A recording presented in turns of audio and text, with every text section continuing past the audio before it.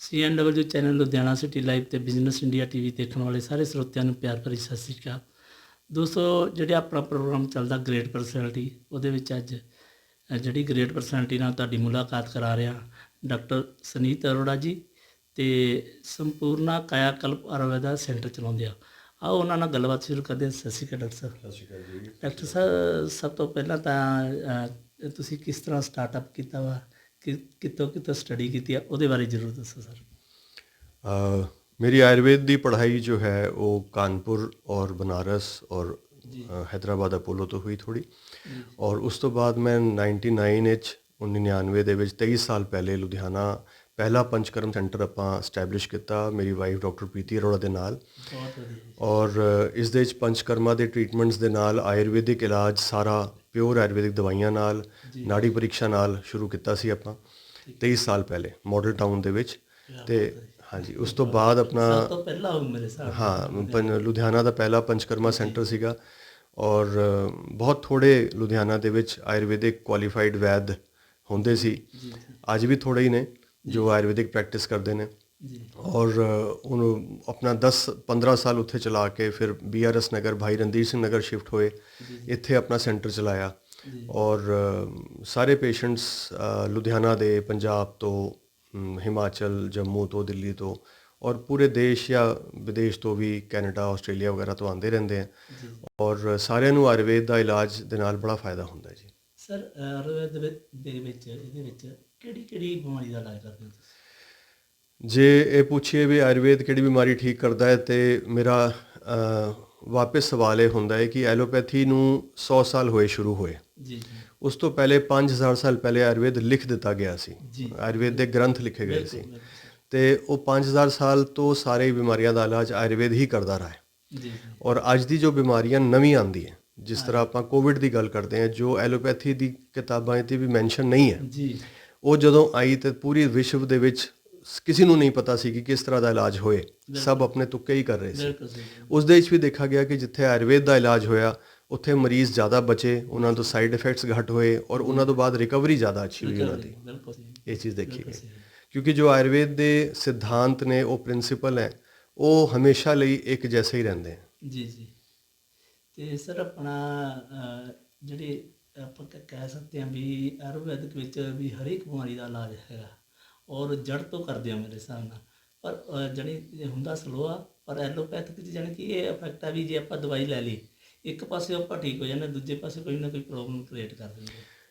ਇਹ ਵੀ ਇੱਕ ਭ੍ਰਾਂਤੀ ਹੈ ਲੋਕਾਂ ਦੇ ਦਿਮਾਗ ਵਿੱਚ ਕਿ ਆਯੁਰਵੇਦ ਸਲੋ ਕੰਮ ਕਰਦਾ ਹੈ। ਜੀ। ਆਯੁਰਵੇਦ ਬਿਮਾਰੀਆਂ ਦੇ ਉੱਪਰ ਹੈ। ਜੋ ਕੋਈ ਬਿਮਾਰੀ ਅੱਜ ਕੱਲ੍ਹ ਦੀ ਹੈ, ਜਿਸ ਤਰ੍ਹਾਂ ਮੇਰੇ ਕੋਲ ਪੇਸ਼ੈਂਟਸ ਆਉਂਦੇ ਜਿਨ੍ਹਾਂ ਨੂੰ ਪੇਟ ਖਰਾਬ ਹੋਇਆ, ਇਨਫੈਕਸ਼ਨ ਹੋਏ, ਬੁਖਾਰ ਹੋਇਆ, ਉਹ 2-3 ਦਿਨ 'ਚ ਹੀ ਠੀਕ ਹੁੰਦੇ ਆ। ਲੇਕਿਨ ਜੋ ਪੇਸ਼ੈਂਟ ਆਉਂਦਾ ਹੈ ਕਿ ਮੈਨੂੰ 20 ਸਾਲ ਤੋਂ ਇੱਕ ਤਕਲੀਫ ਹੈ, 20 ਸਾਲ ਤੋਂ ਮੈਨੂੰ ਸ਼ੂਗਰ ਹੈ, ਅਤੇ ਉਹ ਤਾਂ ਟਾਈਮ ਲੱਗਦਾ ਹੀ ਹੈ ਠੀਕ ਹੁੰਦੇ। ਅਤੇ ਜੋ ਜਿੰਨੀ ਪੁਰਾਣੀ ਬਿਮਾਰੀ ਹੁੰਦੀ ਹੈ ਉਨਾ ਟਾਈਮ ਲੱਗਦਾ ਹੈ। ਨਵੀਂ ਬਿਮਾਰੀਆਂ 1 ਹਫ਼ਤੇ ਦੇ ਅੰਦਰ, 5 ਦਿਨ ਦੇ ਅੰਦਰ ਵੀ ਠੀਕ ਹੁੰਦੀਆਂ, 3 ਦਿਨ ਦੇ ਅੰਦਰ ਵੀ ਠੀਕ ਹੁੰਦੀ। ਆਯੁਰਵੇਦ ਦੇ ਵਿੱਚ ਇਸ ਤਰ੍ਹਾਂ ਕੁਛ ਨਹੀਂ ਹੈ ਕਿ ਕੋਈ ਸਲੋ ਕੰਮ ਕਰਦਾ ਹੈ, ਬਹੁਤ ਅੱਛਾ ਫਾਸਟ ਕੰਮ ਵੀ ਕਰਦਾ ਹੈ। ਬਗੈਰ ਐਂਟੀਬਾਇਓਟਿਕ ਦੇ, ਬਗੈਰ ਪੇਨ ਕਿਲਰਸ ਦੇ ਬੁਖਾਰ ਠੀਕ ਹੁੰਦੇ ਆ, ਔਰ ਪੇਸ਼ੈਂਟ ਦੀ ਰਿਕਵਰੀ ਜ਼ਿਆਦਾ ਫਾਸਟ ਹੁੰਦੀ ਹੈ, ਸਾਈਡ ਇਫੈਕਟ ਨਹੀਂ ਹੁੰਦੇ। ਜਿਵੇਂ ਮੇਜਰ ਬਿਮਾਰੀਆਂ ਆਪਾਂ ਕਹਿ ਦਿੰਦੇ ਹਾਂ, ਕੈਂਸਰ, ਹੋਰ ਇਸ ਤਰ੍ਹਾਂ ਦੇ ਹੁੰਦੇ ਆ, ਇਹਨਾਂ ਦਾ ਟਰੀਟਮੈਂਟ ਵੀ ਜਿਵੇਂ ਕਹਿ ਦਿੰਦੇ ਆ ਵੀ ਡਾਕਟਰ ਇੱਧਰ ਉੱਧਰ ਹੀ ਭੇਜੀ ਜਾਂਦੇ ਆ, ਐਲੋਪੈਥਿਕ ਵਾਲੇ, ਕੋਸਟਲੀ ਵੀ ਬਹੁਤ ਜ਼ਿਆਦਾ ਹੁੰਦਾ, ਉਹਦਾ ਕੀ ਸਿਸਟਮ ਆ ਆਪਣੇ ਇਹਦੇ ਵਿੱਚ? ਚਾਹੇ ਬਿਮਾਰੀ ਨਈ ਹੈ ਜਾਂ ਪੁਰਾਣੀ ਹੈ, ਸੀਰੀਅਸ ਹੈ ਜਾਂ ਛੋਟੀ ਬਿਮਾਰੀ ਹੈ, ਐਲੋਪੈਥੀ ਦੇ ਵਿੱਚ ਬਹੁਤ ਅੱਛੇ ਇਲਾਜ ਨੇ, ਐਮਰਜੈਂਸੀ ਮੈਨੇਜਮੈਂਟ ਹੈ, ਆਪਰੇਸ਼ਨ ਬਹੁਤ ਅੱਛੇ ਨੇ, ਸਰਜਰੀ ਬਹੁਤ ਅੱਛੀ ਹੈ। ਲੇਕਿਨ ਜੋ ਕ੍ਰੋਨਿਕ ਬਿਮਾਰੀਆਂ, ਪੁਰਾਣੀ ਬਿਮਾਰੀਆਂ ਹੁੰਦੀਆਂ, ਜਿਸ ਤਰ੍ਹਾਂ ਮੰਨ ਲਓ ਕਿਸੇ ਨੂੰ ਬਹੁਤ ਪੁਰਾਣੀ ਸ਼ੂਗਰ ਹੈ ਜਾਂ ਕੈਂਸਰ ਆ ਗਿਆ, ਜਾਂ ਜੋੜਾਂ ਦਾ ਦਰਦ ਹੈ, ਗਠੀਆ ਹੈ, ਵਾਏ ਹੈ, ਇਸ ਤਰ੍ਹਾਂ ਦੀ ਬਲੱਡ ਪ੍ਰੈਸ਼ਰ ਹੈ, ਅਤੇ ਇਹਨਾਂ ਦੇ ਵਿੱਚ ਦਵਾਈਆਂ ਦਿੱਤੀ ਜ਼ਰੂਰ ਜਾਂਦੀ ਹੈ, ਲੇਕਿਨ ਦਵਾਈਆਂ ਦੇ ਨਾਲ ਕਿਉਰ ਤੇ ਪੇਸ਼ੈਂਟ ਨਹੀਂ ਹੁੰਦਾ। ਐਲੋਪੈਥੀ ਦੇ ਜਾਂ ਹੋਰ ਕੋਈ ਵੀ ਸਿਸਟਮਸ ਨੇ ਮਾਡਰਨ, ਅਤੇ ਕਿਉਰ ਨਹੀਂ ਮਿਲਦਾ। ਕਿਉਰ ਦੀ ਜਗ੍ਹਾ ਸਾਨੂੰ ਮੈਨੇਜਮੈਂਟ ਮਿਲਦੀ ਹੈ ਰੋਜ਼ ਦੀ, ਔਰ ਉਸ ਦੇ ਦਵਾਈਆਂ ਦੇ ਕੁਛ ਟਾਈਮ ਬਾਅਦ ਸਾਈਡ ਇਫੈਕਟ ਸ਼ੁਰੂ ਹੋ ਜਾਂਦੇ ਹਨ।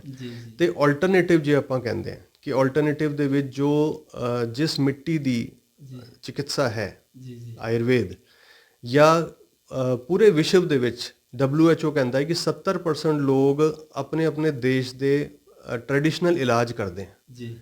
ਇਸ ਤਰ੍ਹਾਂ ਆਯੁਰਵੇਦ ਦੀ ਪੂਰੀ ਇੰਡੀਆ ਦੇ ਵਿੱਚ ਵੀ 70% ਲੋਕ ਆਯੁਰਵੈਦਿਕ ਇਲਾਜ ਹੀ ਕਰਦੇ हैं जो WHO ਦੀ ਰਿਪੋਰਟਸ ਨੇ। और चाहे वो आयुर्वेदिक है या घरेलू नुस्खे हैं या नेचुरोपैथी है या आजकल होम्योपैथी आ रही है, उस सिस्टम थोड़ा फ़र्क है, लेकिन है जड़ी बूटियां ਦਾ ਬੇਸਡ। ਤੇ ਉਹ ਜਦੋਂ ਦਿੰਦੇ ਹੈ ਤੇ ਉਸ ਦੇ ਨਾਲ ਲੰਬੀ ਬਿਮਾਰੀਆਂ ਸਾਈਡ ਇਫੈਕਟ ਦੇ ਬਗੈਰ ਠੀਕ ਹੁੰਦੀਆਂ। ਜੀ ਉਹਨਾਂ ਦੇ ਵਿੱਚ ਸਾਈਡ ਇਫੈਕਟ ਨਹੀਂ ਹੁੰਦੇ ਔਰ ਕਈ ਵਾਰੀ ਬਿਮਾਰੀਆਂ ਜੜ ਤੋਂ ਠੀਕ ਵੀ ਹੋ ਸਕਦੀਆਂ। ਕਈ ਬਿਮਾਰੀਆਂ ਸਾਡੇ ਕੋਲ ਆਉਂਦੇ ਹੈ ਕਿਡਨੀ ਫੇਲੀਅਰਸ ਦੇ ਪੇਸ਼ੈਂਟ, ਲਿਵਰ ਫੇਲੀਅਰਸ ਦੇ, ਲਿਵਰ ਖਰਾਬ ਹੋ ਰਹੇ ਨੇ, ਫੈਟੀ ਲਿਵਰ ਹੋ ਰਿਹਾ ਹੈ, ਤੇ ਉਹ 2 ਤੋਂ 6 ਮਹੀਨੇ ਦੇ ਅੰਦਰ ਬਿਮਾਰੀਆਂ ਠੀਕ ਹੋ ਸਕਦੀਆਂ ਸ਼ੁਰੂਆਤ ਵਿੱਚ ਔਰ ਪੇਸ਼ੈਂਟ ਬਿਲਕੁਲ ਨਿਰੋਗ ਹੋ ਸਕਦਾ ਹੈ, ਨਿਰੋਗੀ ਹੋ ਸਕਦਾ ਹੈ ਕਿ ਬਿਮਾਰੀ ਕਿਉਰ ਹੋ ਗਈ। ਇਹ ਨਹੀਂ ਕਿ ਆਪਾਂ ਮੈਨੇਜਮੈਂਟ ਕਰਨੀ ਹੈ। ਇੱਕ ਤੁਸੀਂ ਵਿੱਚ ਕਿਹਾ ਵੀ ਆਪਰੇਸ਼ਨ, ਆਯੁਰਵੈਦਿਕ ਆਪਰੇਸ਼ਨ ਦੀ ਮੈਂ ਨਵੀਂ ਗੱਲ ਸੁਣੀ, ਇਹ ਕੀ ਚੀਜ਼ ਹੈ? ਆਯੁਰਵੈਦਿਕ ਤੇ ਸਭ ਤੋਂ ਪਹਿਲੇ ਆਯੁਰਵੈਦਿਕ ਦੇ ਆਪਰੇਸ਼ਨ ਸ਼ੁਰੂ ਹੋਏ ਸੀ ਵਿਸ਼ਵ ਦੇ ਵਿੱਚ। ਸੁਸ਼ਰੁਤ ਰਿਸ਼ੀ ਸੀ ਜੋ ਆਪਰੇਸ਼ਨ ਕਰਦੇ ਸੀ ਔਰ ਉਹ ਪਲਾਸਟਿਕ ਸਰਜਰੀ ਵੀ ਕਰਦੇ ਸੀ। ਅੱਜ ਤੱਕ ਉਹਨਾਂ ਦੀ ਨੱਕ ਦੀ ਪਲਾਸਟਿਕ ਸਰਜਰੀ ਪੂਰੇ ਵਿਸ਼ਵ ਦੇ ਵਿੱਚ, ਅਮਰੀਕਾ ਦੇ ਵਿੱਚ ਉन्हीं ਦੇ ਮੈਥਡ ਦੇ ਨਾਲ ਚੱਲ ਰਹੀ ਹੈ।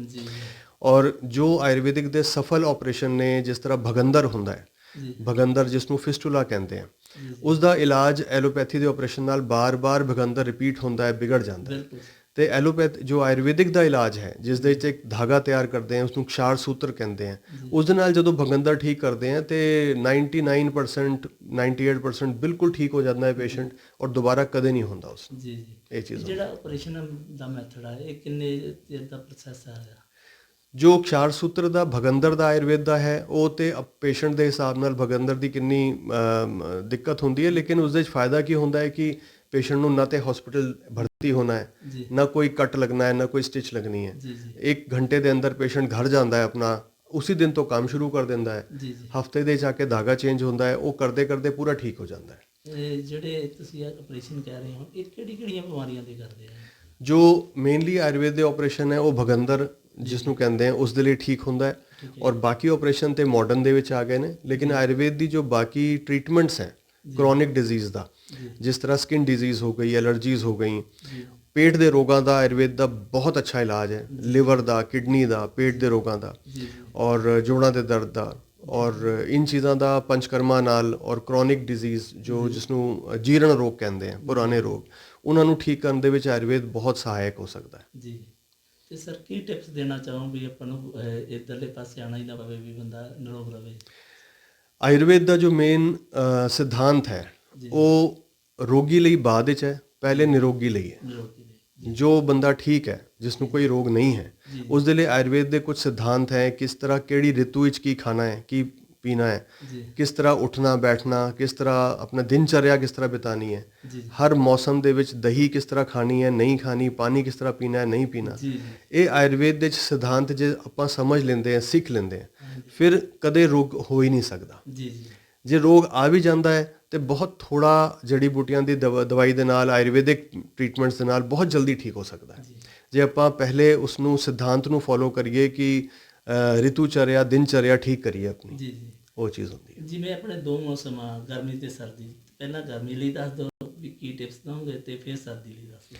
ਅੱਜ ਕੱਲ੍ਹ ਤੇ ਮੌਸਮ ਗਰਮੀਆਂ ਦਾ ਹੈ ਔਰ ਆਉਣ ਵਾਲਾ ਮੌਸਮ ਬਰਸਾਤਾਂ ਦਾ ਹੈ, ਜਿਸ ਨੂੰ ਆਪਾਂ ਮੌਨਸੂਨ ਕਹਿੰਦੇ ਆ ਜਾਂ ਵਰਸ਼ਾ ਰਿਤੂ ਕਹਿੰਦੇ ਆ।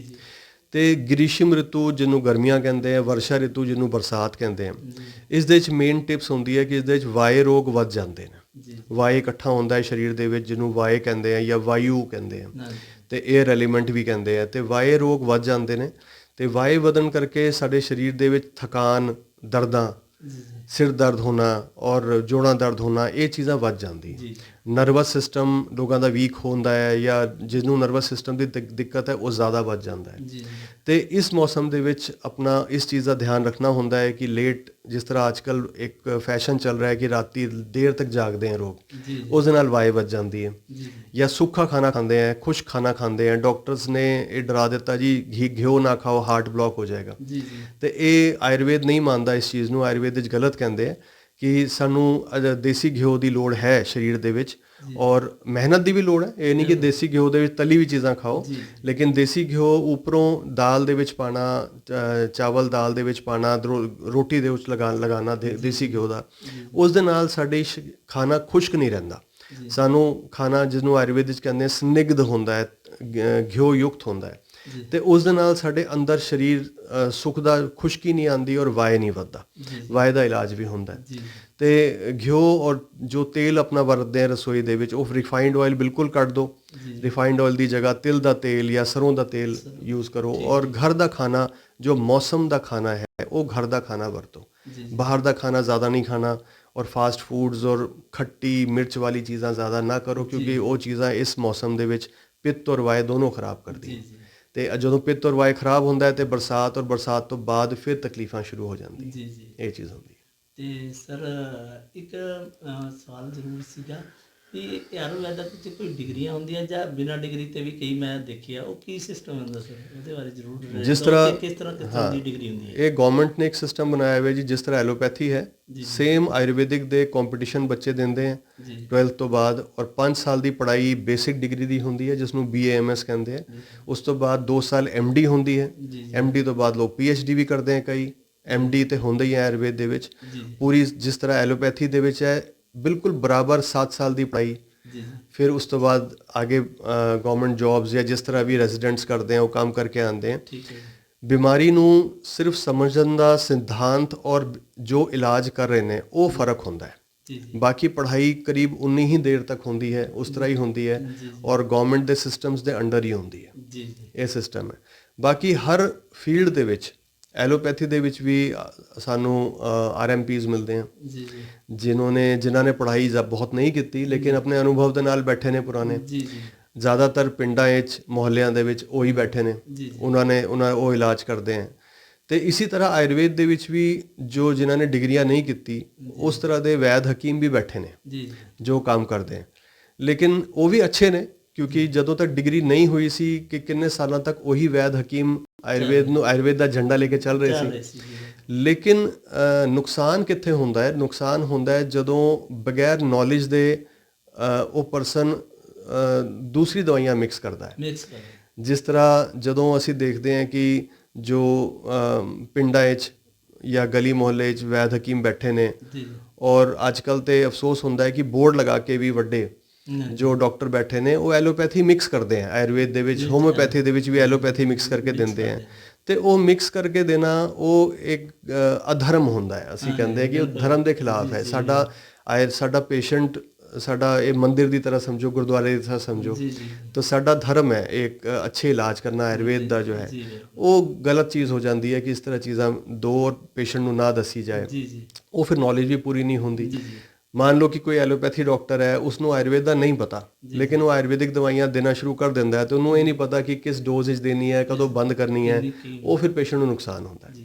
ਇਸੇ ਤਰ੍ਹਾਂ ਇੱਕ ਲਾਸਟ ਸਵਾਲ, ਜਿਵੇਂ ਤੁਹਾਡੇ ਤੋਂ ਕਿਸੇ ਨੇ NRI ਵੀ ਨੇ ਲੈ ਲਿਆ ਮੈਡੀਸਿਨ, ਉਹਦੇ ਲਈ ਕੀ ਪ੍ਰੋਸੈਸ ਹੈਗਾ ਤੁਹਾਡੇ? ਸਾਡੇ ਕੋਲ NRIs ਜੋ ਪੰਜਾਬੀ NRIs ਹੈ ਬਹੁਤ ਆਉਂਦੇ ਹੈ ਕੈਨੇਡਾ ਤੋਂ, ਆਸਟ੍ਰੇਲੀਆ ਤੋਂ, ਨਿਊਜ਼ੀਲੈਂਡ ਵਗੈਰਾ, ਅਮਰੀਕਾ ਤੋਂ।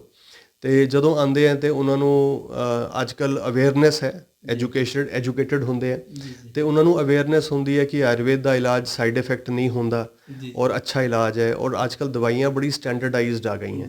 ਦਵਾਈਆਂ ਦੀ ਕੁਆਲਿਟੀ ਗਵਰਨਮੈਂਟ ਨੇ ਬਹੁਤ ਸਟੈਂਡਰਡਾਈਜ਼ ਕਰਦੀ ਹੈ, ਉਹ ਸਟ੍ਰਿਕਟ ਹੋ ਗਏ ਨੇ।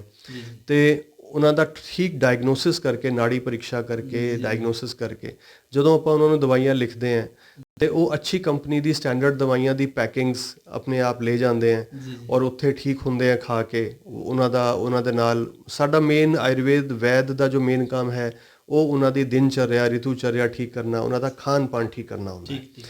ਸਰੀਰ ਆਪਣੇ ਆਪ ਨੂੰ ਠੀਕ ਕਰਦਾ ਹੈ। ਥੋੜੀ ਜਿਹੀ ਆਯੁਰਵੈਦਿਕ ਦਵਾਈਆਂ ਹੈਲਪ ਕਰਦੀਆਂ ਔਰ ਜੀਰਨ ਰੋਗ ਬਹੁਤ ਅੱਛੇ ਠੀਕ ਹੁੰਦੇ ਹੈ। ਤੇ ਜੋ NRIs ਇੱਕ ਵਾਰੀ ਆ ਕੇ ਆਯੁਰਵੇਦ ਲੈਂਦੇ ਆ ਉਹ ਫਿਰ ਐਲੋਪੈਥੀ ਹਲਕੇ ਹਲਕੇ ਛੱਡ ਦਿੰਦੇ ਆ ਔਰ ਬਾਕੀ ਟ੍ਰੀਟਮੈਂਟਸ ਉੱਥੇ ਵੀ ਨਹੀਂ ਲੈਂਦੇ, ਉਹ ਆ ਕੇ ਫਿਰ ਆਯੁਰਵੇਦ ਹੀ ਕਰਦੇ ਆ। ਜੀ ਸਰ, ਕਈ ਵਾਰ ਪੇਸ਼ੈਂਟ ਤੋਂ NRI ਤੋਂ ਆਇਆ ਨਹੀਂ ਜਾਂਦਾ, ਉਦੋਂ ਤੁਸੀਂ ਬਾਈ ਕੋਰੀਅਰ ਜਾਂ ਕੋਈ ਸਿਸਟਮ ਹੈਗਾ ਇਸ ਤਰ੍ਹਾਂ? ਹਾਂਜੀ, ਉਹ ਦਵਾਈਆਂ ਇੱਥੋਂ ਜਾਂਦੀ ਹੈ, ਕੋਰੀਅਰ ਵੀ ਹੁੰਦੀ ਹੈ, ਲੋਕ ਲੈ ਵੀ ਜਾਂਦੇ ਹੈ। ਔਰ ਕਈ ਵਾਰੀ ਪੇਸ਼ੈਂਟ ਐਮਰਜੈਂਸੀ 'ਚ ਫੋਨ ਕਰਦਾ ਹੈ ਕਿ ਵੀ ਇਹ ਮੈਨੂੰ ਤਕਲੀਫ ਹੋ ਗਈ, ਹੁਣ ਅੱਜ ਕੀ ਕਰੀਏ? ਤੇ ਮੈਂ ਉਹਨਾਂ ਨੂੰ ਕਹਿੰਦਾ ਚਲੋ ਜੀ ਆਪਣੀ ਰਸੋਈ 'ਚ ਚਲੋ। ਫਿਰ ਉਹ ਫੋਨ ਲੈ ਕੇ ਰਸੋਈ 'ਚ ਜਾਂਦੇ ਹੈ। ਫਿਰ ਰਸੋਈ 'ਚ ਜੋ ਧਨੀਆ ਪਿਆ ਹੈ, ਜੀਰਾ ਪਿਆ, ਅਜਵਾਇਨ ਪਈ ਹੈ, ਕਾਲੀ ਮਿਰਚ ਪਈ ਹੈ, ਸੁੰਡ ਪਈ ਹੈ, ਉਸਦੇ ਨਾਲ ਹੀ ਇਲਾਜ ਹੁੰਦੇ ਹੈ। ਫਿਰ ਉਸਦੇ ਨਾਲ ਇਲਾਜ ਹੁੰਦੇ ਆ ਔਰ ਅਗਲੇ ਦਿਨ 80-90% ਪੇਸ਼ੈਂਟ ਨੈਕਸਟ ਡੇ ਫੋਨ ਕਰਦਾ ਜੀ ਮੈਂ ਠੀਕ ਹੋ ਗਿਆ, ਉਸਦੇ ਨਾਲ ਹੀ ਆਰਾਮ ਆ ਗਿਆ। ਤੇ ਆਯੁਰਵੇਦ ਦੇ 'ਚ ਇਹੀ ਖਾਸੀਅਤ ਹੈ ਕਿ ਦਵਾਈ ਸਸਤੀ ਤੋਂ ਸਸਤੀ ਔਰ ਜੇ ਆਪਾਂ ਸਵਰਨ ਭਸਮ ਵਗੈਰਾ ਯੂਜ਼ ਕਰਦੇ ਹਾਂ ਤੇ ਥੋੜੀ ਮਹਿੰਗੀ ਵੀ ਹੋ ਜਾਂਦੀ ਹੈ ਜੀਰਨ ਰੋਗਾਂ 'ਚ, ਲੇਕਿਨ ਦਵਾਈ ਸਸਤੀ ਬਹੁਤ ਪੈਂਦੀ ਹੈ। ਯਾਨੀ ਤੁਸੀਂ ਜਿਹੜੀਆਂ ਤਕਰੀਬਨ ਦਵਾਈਆਂ ਵਰਤਦੇ ਹੋ ਗਵਰਨਮੈਂਟ ਅਪਰੂਵਡ? ਹਾਂਜੀ ਜੀ ਜੀ हाँ, जो भी देखिए अच्छी जो एक सिस्टम है, जिस तरह एलोपैथी का भी देखो कि डॉक्टर्स बैठे ने वो एक अच्छी अप्रूव्ड कंपनी की दवाइयाँ लिखते हैं। इसी तरह आयुर्वेद के भी जो क्वालिफाइड डॉक्टर्स ने वो अप्रूव्ड अच्छी कंपनी की दवाइयाँ ही लिखते हैं और पेशेंट को सारा एजुकेट करके दसते हैं। यही पहचान होती है। जे डॉक्टर अपनी दवाइयाँ छुपांदा है लुकांदा है नहीं दसदा तुहानूं ते वो फिर गलत है। हर चीज़ ट्रांसपेरेंसी नाल पेशेंट ਨੂੰ एजुकेट करना बहुत ਜ਼ਰੂਰੀ ਹੈ। आधे पेशेंट तो एजुकेशन नाल ही ठीक होंगे, उन्होंने जो समझ आ जाए कि उन्होंने रोग क्यों है और किस तरह उन्हों का खान पान रोग नू ठीक नहीं होने दे रहा, जे वो ठीक कर लेंगे हैं उन्होंने एजुकेट करिए तो ठीक हो जाता है। जी जी थैंक यू सर, बहुत वधिया टिप्स वगैरह भी दिते ते तुसी बड़ी वधिया नॉलेज भी दिती है। तो सो दोस्तों जानी कि जे तुसी आयुर्वैदिक दवाई लैनी आ ਤਾਂ ਜਿਵੇਂ ਡਾਕਟਰ ਸਾਹਿਬ ਨੇ ਦੱਸਿਆ ਵੀ ਅਪਰੂਵਡ ਦਵਾਈ ਹੋਵੇ ਅਤੇ ਇਹ ਮੈਂ ਜ਼ਰੂਰ ਬੇਨਤੀ ਕਰੂੰਗਾ ਡਿਗਰੀ ਜ਼ਰੂਰ ਹੋਵੇ ਡਾਕਟਰ ਕੋਲ, ਕਿਉਂਕਿ ਆਪਾਂ ਜਿਵੇਂ ਇਹਨਾਂ ਨੇ ਦੱਸਿਆ ਵੀ ਮਿਕਸ ਕਰਕੇ ਜੇ ਦਵਾਈ ਦਿੱਤੀ ਵੀ ਆਪਣੇ ਟ੍ਰੀਟਮੈਂਟ ਦੀ ਬਜਾਏ ਆਪਾਂ ਕਿਸੇ ਨੁਕਸਾਨ 'ਚ ਪਹੁੰਚ ਕੇ ਫਿਰ ਬੜਾ ਔਖਾ ਹੋ ਜਾਂਦਾ ਵਾ। ਸੋ ਡਾਕਟਰ ਸਾਹਿਬ ਦਾ ਬਹੁਤ ਬਹੁਤ ਧੰਨਵਾਦ, ਇਹਨਾਂ ਨੇ ਇੰਨੇ ਰੁਝੇਵਿਆਂ 'ਚ ਆਪਣਾ ਟਾਈਮ ਕੱਢਿਆ ਅਤੇ ਇਹਨਾਂ ਨਾਲ ਗੱਲ ਕਰਨੀ ਆ। ਮੈਂ ਥੱਲੇ ਨੰਬਰ ਇਹਨਾਂ ਦਾ ਪਾ ਦੂੰਗਾ ਅਤੇ ਥੱਲੇ ਇਹਨਾਂ ਦੇ ਨੰਬਰ 'ਤੇ ਤੁਸੀਂ ਕੰਟੈਕਟ ਕਰ ਸਕਦੇ ਹੋ। ਅਤੇ NRI ਵੀਰਾਂ ਨੂੰ ਵੀ ਰਿਕੁਐਸਟ ਆ, ਜੇ ਕੋਈ ਦਵਾਈ ਲੈਣੀ ਹੈ ਮੰਗਾਉਣੀ ਆ ਤਾਂ ਇਹ ਜਿਵੇਂ ਕਹਿ ਰਹੇ ਨੇ ਬਾਈ ਕੋਰੀਅਰ ਵੀ ਮਿਲ ਸਕਦੀ ਆ, ਤੁਸੀਂ ਇਹਨਾਂ ਨਾਲ ਗੱਲਬਾਤ ਕਰ ਸਕਦੇ ਹੋ। ਹਾਂਜੀ ਸਰ ਨਾਲ ਇੱਕ ਵਾਰੀ मैं एक और चीज़ ऐड करना चाहूँगा जी। साडे क्लिनिक जो नाम है संपूर्ण कायाकल्प, वो संपूर्ण मेरे पिता जी का फादर का नाम सीगा और वो MBBS डॉक्टर सीगे और पिछले साल जो कोविड होया सी बहुत ज़्यादा तो सारे डॉक्टरों ने पेशेंट देखने बंद करते सी और पेशेंट नहीं देख रहे सी। उस वेले उन्होंने 84 साल की उम्र कोविड की फ्री क्लिनिक शुरू करती सी गरीबों ਲਈ और उसी ਦੇ ਵਿੱਚ ਉਹਨਾਂ ਨੂੰ कोविड हो गया और मेरे दोनों मम्मी पापा दोनों पेरेंट्स मेरे चढ़ाई कर गए। ਇਹਨਾਂ ਦੇ ਵਿੱਚ ਉਹਨਾਂ ਨੇ ਸ਼ਹੀਦੀ ਦਿੱਤੀ ਇੱਕ ਤਰ੍ਹਾਂ ਨਾਲ, ਲੇਕਿਨ ਉਹ ਮੈਨੂੰ ਇੱਕ ਚੀਜ਼ ਸਿਖਾ ਗਏ ਕਿ ਜਦੋਂ ਤੱਕ ਤੁਸੀਂ ਸਮਾਜ ਨੂੰ ਵਾਪਸ ਨਹੀਂ ਦਿੰਦੇ, ऋण वापस नहीं करते, ਤੁਹਾਨੂੰ ਬਾਬਾ ਜੀ ਦੀ ਬਖਸ਼ ਮਿਹਰ ਨਹੀਂ ਹੁੰਦੀ। ਤੇ ਉਹ ਆਪਣੇ ਤਰੀਕੇ ਨਾਲ ਮੈਨੂੰ ਮੇਰੇ ਗੁਰੂ ਵੀ ਸੀਗੇ ਸਿਖਾ ਗਏ। ਤੇ ਅਸੀਂ ਸੰਡੇ ਨੂੰ 10 ਤੋਂ 1 ਵਜੇ ਤੱਕ ਜੋ ਲੋਕ ਨਹੀਂ ਅਫੋਰਡ ਕਰ ਸਕਦੇ, ਜਿਨ੍ਹਾਂ ਦੇ ਕੋਲ ਕੋਈ ਮੁਸ਼ਕਿਲ ਚੱਲ ਰਹੀ ਹੈ, ਜਿਸ ਨੂੰ ਆਪਾਂ ਇਕਨੋਮਿਕਲੀ ਡਿਪਰਾਈਵਡ ਕਹਿੰਦੇ ਆ ਜਾਂ ਪੂਅਰ ਪੇਸ਼ੈਂਟ ਕਹਿ ਦਿੰਦੇ ਆ, ਉਹਨਾਂ ਦੇ ਲਈ ਸਾਡੇ ਆਯੁਰਵੈਦਿਕ ਕਲੀਨਿਕ ਦੇ ਦਰਵਾਜ਼ੇ ਖੁੱਲ੍ਹੇ ਹੁੰਦੇ ਆ। ਸੰਡੇ 10 ਤੋਂ 1 ਵਜੇ ਤੱਕ ਫ੍ਰੀ ਟ੍ਰੀਟਮੈਂਟਸ ਹੁੰਦੇ ਆ ਅਤੇ ਅਸੀਂ ਉਹਨਾਂ ਦੇ ਲਈ ਖੋਲ੍ਹ ਕੇ ਰੱਖਦੇ ਹਾਂ ਕਿ ਵੀ ਉਹ ਆਈਏ ਅਤੇ ਜੋ ਅਸੀਂ ਉਹਨਾਂ ਦੀ ਹੈਲਪ ਕਰ ਸਕਦੇ ਹਾਂ ਉਹ ਕਰ ਸਕਦੇ। ਬਹੁਤ ਵਧੀਆ ਸਰ, ਬਹੁਤ ਵਧੀਆ। ਸੋ ਦੋਸਤੋ ਦੇਖੋ, ਇਹਨਾਂ ਨੇ ਦੱਸਿਆ ਅਤੇ ਇਹਨਾਂ ਨੇ ਫਾਦਰ ਸਾਹਿਬ ਨੂੰ ਅਤੇ ਆਪਣਾ ਉਹਨਾਂ ਨੂੰ ਐਜ਼ ਏ ਗੁਰੂ ਦੱਸਿਆ, ਇਹ ਬਹੁਤ ਵੱਡੀ ਗੱਲ ਆ। ਅਤੇ ਦੂਜਾ ਦੇਖੋ, ਬਾਕੀ ਇਹਨਾਂ ਦੀ ਗੱਲ ਬਿਲਕੁਲ ਸਹੀ ਆ, ਉਹਨਾਂ ਨੂੰ ਸ਼ਹੀਦ ਹੀ ਕਹਿਣਾ ਚਾਹੀਦਾ ਵਾ। ਦੇਖੋ ਪਤਾ ਨਹੀਂ ਕਿੰਨਿਆਂ ਦੀਆਂ ਜਾਨਾਂ ਬਚਾ ਗਏ ਪਰ ਆਪਣੀ ਜਾਨ ਕੁਰਬਾਨ ਕਰ ਗਏ। ਇਸ ਲਈ ਸਾਡੇ ਵੱਲੋਂ ਇੱਕ ਸਲੂਟ ਆ ਉਹਨਾਂ ਲਈ, ਅਤੇ ਇਹਨਾਂ ਨੂੰ ਡਾਕਟਰ ਸਾਹਿਬ ਨੂੰ ਵੀ ਸਲੂਟ ਆ ਜਿਹੜੇ ਕਿ ਇਹ ਸੰਡੇ ਨੂੰ ਜਿਹੜੀ ਜ਼ਰੂਰਤਮੰਦਾਂ ਲਈ ਸੇਵਾ ਕਰਦੇ ਆ। ਪਰਮਾਤਮਾ ਇਹਨਾਂ ਨੂੰ ਚੜ੍ਹਦੀ ਕਲਾ 'ਚ ਰੱਖੇ, ਵਾਹਿਗੁਰੂ ਇਹਨਾਂ ਨੂੰ ਤੰਦਰੁਸਤੀ ਬਖਸ਼ੇ ਅਤੇ ਇਸੇ ਤਰ੍ਹਾਂ ਸੇਵਾ ਕਰਦੇ ਰਹਿਣ। ਥੈਂਕ ਯੂ, ਮਿਹਰਬਾਨੀ ਸਰ, ਮਿਹਰਬਾਨੀ। ਜੀ ਜੀ ਤੁਹਾਡੀ ਗੁੜੀਆ ਕੋਈ ਮੈਂ ਚਾਰਜ ਨਹੀਂ ਕਰਦਾ।